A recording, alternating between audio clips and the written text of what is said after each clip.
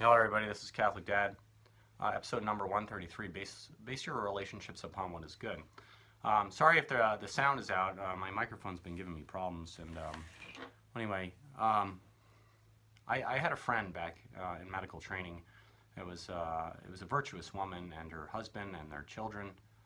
And she wrote me a card one time, or wrote her family a card one time, to my wife and my children and I, that essentially said, it was like one or two sentences long.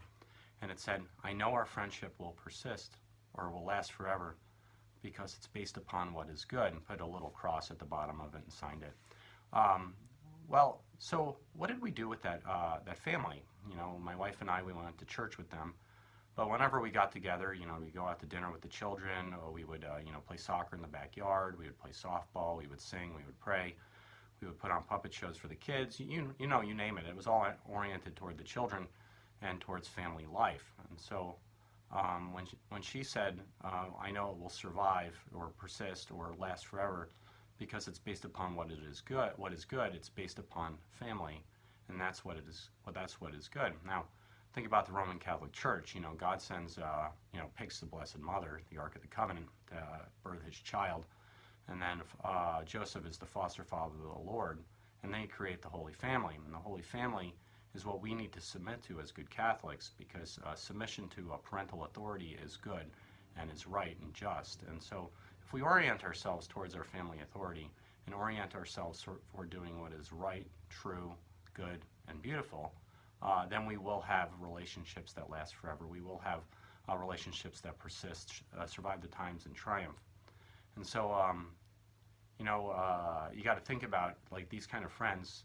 These are friends. If you can make friendships like that, these are things you never throw away, and you never have to, and you never have to coddle them, or you never have to maintain the relationships, because they are based upon what is good. And these relationships, if I were to die as the provider and the spiritual leader of my family, I know those components of my children's life and my wife's life would be cared for, because my friends today, it's based upon what is good, true, and beautiful. They would step in and do the right thing. I know that. I don't even have any, I don't have an ounce of doubt in my mind that the community would care for them, because it's based upon what is good. Now, if you're listening to this message and you realize that the relationships in your life aren't based upon what is good, or based upon family life or children life, or orienting and forming your children properly, it's based upon who has the nicest car, who takes the nicest vacation, or has the nicest clothes, materialism or fun, or too much pleasure seeking, or even based upon addiction and alcoholism and so on and so forth, and you want what I have, like what I'm claiming to have, I think you can actually get there through prayer and through thoughtful self-introspection and getting to Mass and just submitting to the Church.